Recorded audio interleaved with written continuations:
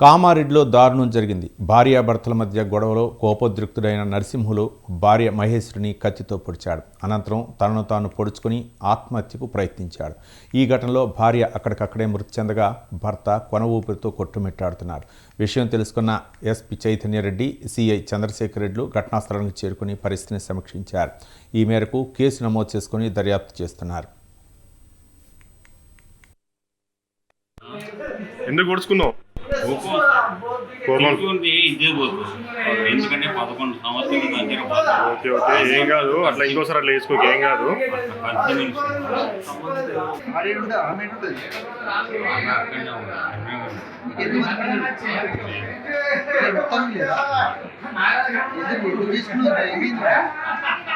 Okay, తిట్టుడు గలీజ్ అంతేనా? ఎవరు తిట్టిరు? అదే జరుగుతుంది. కొనుక్కున్నావా?